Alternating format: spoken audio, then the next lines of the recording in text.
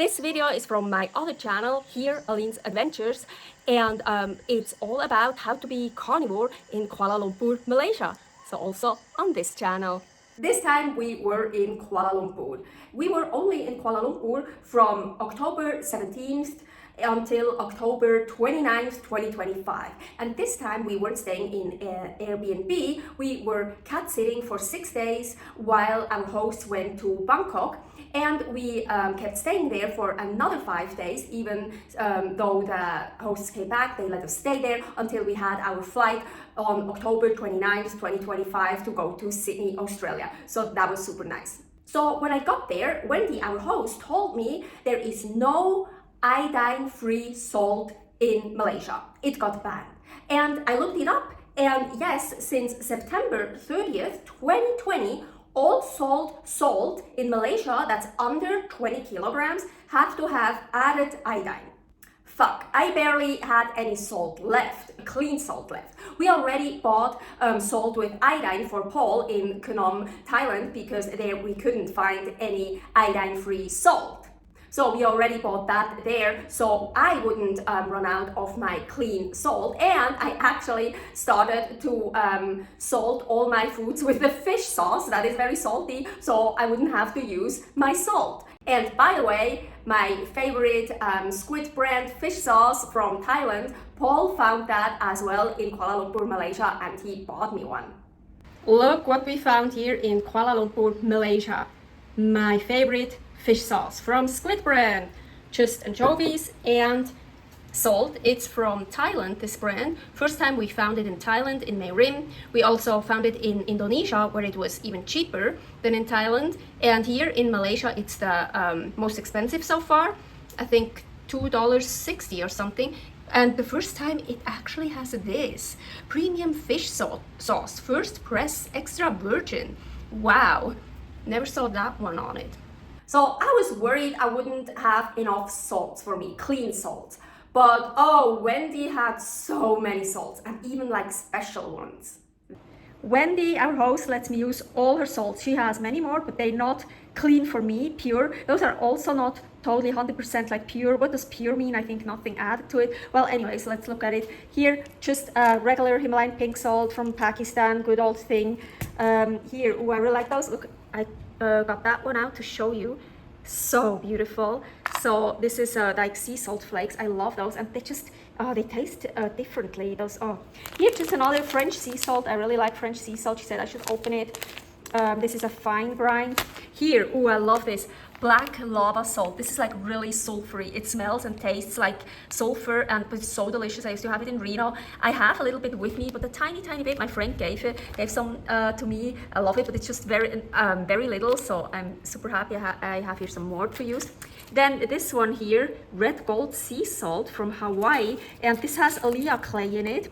I had that in, not exactly that, but with Alea clay, I had that in Reno before. So this is totally fine for me. So that's what I mean. Maybe, I don't know, maybe you can't consider this a pure salt because they added Alea clay, or this one here, the black lava sea salt. That's also from Hawaii. I think I had one from Hawaii and one from somewhere else. I don't remember. Oh, Cyprus, now just remembered. And there is charcoal in it. So it's probably not considered pure anymore because, yeah, look, there is activated charcoal, but that's totally fine with me, and that for me that's still a clean product. So yeah, I'm in salt heaven here, especially in Malaysia, where it's not allowed to sell any of those salts because you have to have iodine in the salt to sell it in Malaysia if it's less than 20 kilograms. So I'm so happy here. Okay, so no iodine-free salt in Malaysia. Wait, what? We've been to Malaysia before. To Penang. Here is the video I made about carnivore in Malaysia. That's what I made when we were in Penang. And I remember clearly, I bought clean salt there. Or didn't I?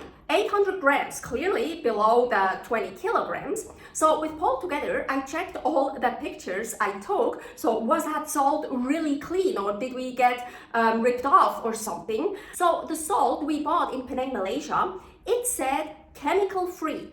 Iodine is a chemical. It says pure, natural Himalayan crystal salt. Holistic, unaltered, unpolluted. And there was a list of minerals, but nowhere, anywhere, anything about iodine. I showed the pictures to Wendy and she said, oh, I must have gotten lucky because in KL, Kuala Lumpur, as soon as that law got effective, all the shelves got emptied out of the natural salt. So they were gone so quickly and you couldn't get it anywhere anymore in KL. And yes, she was right. Whatever salt I could find at grocery stores in KL, iodine, iodine, iodine. Everything had iodine in it.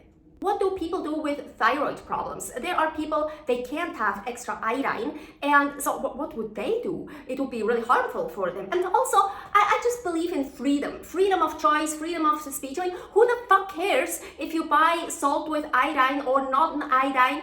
You don't hurt anyone else by buying either or, so who the fuck cares? Why is there a law in so many countries, not just Malaysia, that iodine needs to be in the salt? I mean, if people get sick because they don't eat enough iodine and stuff, it's their problem. It's like, yeah, I'm sorry. Or like, I just think you should be free to choose. Wendy's kitchen, kitchens. They're fucking awesome. And she has like so many things, basically everything. Well, yes, I didn't see a bone saw there, what I really, really want, but usually regular people don't have bone saws. But anyway, so whatever I needed, I thought like, ooh, I could use this, ooh, I could use that. I just looked around a little bit and I found it, except for a big cast iron pan. That's the only thing I could have used and I didn't find, but who cares? And the best part, I was allowed to use everything. It was so awesome. It was like the best kitchen ever during my nomad life for sure. And I was allowed to use everything. Hell yeah, I love that kitchen, but we only spent 12 days in KL, Malaysia, because yeah, as mentioned, so we arrived on October 17th that night, and we left on the 29th, 2025 to get on a plane to go to Australia. But I still found some time to use her cool gadget, for example, the egg boiler, and of course the smoking gun. I used that so much, I used it a lot. I made recipes and a video how to use the smoking gun for here, my other channel, Creative Carnivore Kitchen, so sometime in the future they will get aired there. Oh, the smoking gun is awesome. So every Tuesday, there's Mr. Lowe's Market, a man and a woman with a truck, and they sell all fresh produce. Of course, we weren't interested in vegetables and fruits, but they had in styrofoam boxes and in ice chest, packed full of ice. They had whole chickens, chicken parts, clams, shrimp, whole fish, fish fillet, squid. So a really nice selection. We bought a salmon piece, a red snapper, fillet, and shrimp that were completely cleaned, like so nice. I actually also picked out a whole chicken, but Paul didn't bring enough cash with him, so I didn't really need the chicken, so we just gave that back. And oh my gosh, I'm telling you, especially the red snapper fillet. I mean, red snapper is delicious anyways. It was so delicious. And the salmon and the shrimp were totally cleaned by herself. Of course, it was a little bit more expensive, I think, than from the market, but I like supporting locals, and it was super delicious. A Chaba grocer was at the mall that was closest to where we were living, and we could walk there. We already knew that store from Penang, Malaysia. I got salmon, pork, Australian ground beef, and lamb, Australian lamb, from there. Oh, and I found century eggs. Nothing special for me anymore. I had century eggs, and for sure it's nothing special in Malaysia, but this time they were actually chicken century eggs. I've never seen that before. So far I've only seen duck century eggs. Those I had before. So here is the video, Carnivore in North Thailand, Mae Rim, part 2, meat and eggs. There I had the duck century eggs for the first time. So the chicken century eggs, they didn't taste differently from the duck century eggs, I think. I don't remember, no, I think they were the same. But I just thought it was interesting because it's much more common to make century eggs out of duck eggs. That's kind of, century eggs are duck eggs, if nothing else is declared. That's what I think. And it's nothing special in Southeast Asia, of course. But so the chicken century eggs, I haven't seen them anywhere else before. So I don't know if that's special.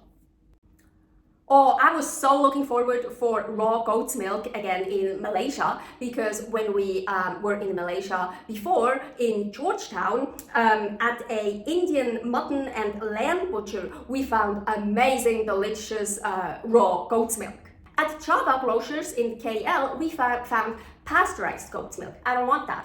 And a goat's milk that didn't say anything. Well, it didn't say pasteurized, it didn't say raw, Nubian goat's milk.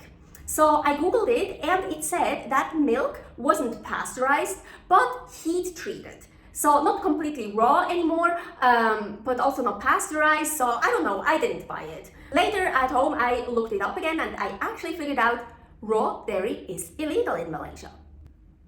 But what the fuck? I just told you about it. I had that delicious raw goat's milk in Georgetown, what is clearly Malaysia. So what the fuck, is it the same with the salt again? Did I not read it right? Well, the salt then actually turned out I read it right. So what the fuck? So of course, again, I checked the pictures from the raw goat's milk from Georgetown, and no, it says clearly raw, fresh goat's milk. But we found it at an Indian butcher, so not just at any grocery store. And I'm curious, so unfortunately we didn't stay very long in Kuala Lumpur. Otherwise, I think I would have tried to figure out if I could get raw goat's milk from a butcher, maybe an Indian butcher somewhere in KL. I'm really curious if I would have found it. But honestly, I don't think so. I think KL is much more strict than other parts of Malaysia. So I'm pretty sure dairy is illegal in Malaysia, then you don't find it anywhere in KL. But I don't know. So I'm actually really glad we went to KL, because otherwise I wouldn't have figured it out that raw dairy is illegal in Malaysia and non-iodized salt is also illegal in Malaysia. I wouldn't have figured that out because I found both super easy without any problems in Penang, in Georgetown. And so I would have never figured that out if we wouldn't have gone to KL and I tried to find it there. Well, needless to say, where I liked it better. Yes, salmon fillets were actually finally descaled. Love it. I just don't understand when salmon fillets, especially when they're already pre-packed up, they're not descaled. I don't understand. And in Malaysia, in Kuala Lumpur, they were. Yes. Oh, and Wendy and Bear have a soda express. I forgot to take a picture. It's to make sparkling water. Paul and I really love sparkling water. We already had one in Slovenia, but I think there it was a soda club. So here's the video about Carnivore in Slovenia. I tried hummus again, and she had a little bit of a different pan that I usually use for hummus, so I tried that and it kind of worked. I really should practice more to make hummus, but it's kind of hard because I really need a good pan for that and not too big and stuff. Yeah, I really need to practice more so I don't get so bad looking ones, but it doesn't matter how they look, they're always fucking delicious. So I tried to make a hummus with this pan here. Not the pan you should use, but I thought I would try, and it didn't work at all. Actually, not at all. I mean, if it wouldn't work at all, it would look much differently. But it didn't really work, but it still kind of looks like an omu. I don't know how sharp this is. Ugh. Apparently not sharp enough. Ooh, actually not bad. I mean, it doesn't look very pretty, it's not very smooth and evenly, but actually not bad at all. I'm surprised. Yeah, so maybe if I get more practice in, I can make some omus in that one here. So I usually then reverse the omu, you see, then I fill it, because then I can just hold it here and eat it. Well, a real omu would be way too thin to hold it, and it's really messy, but I prefer then eating it that way.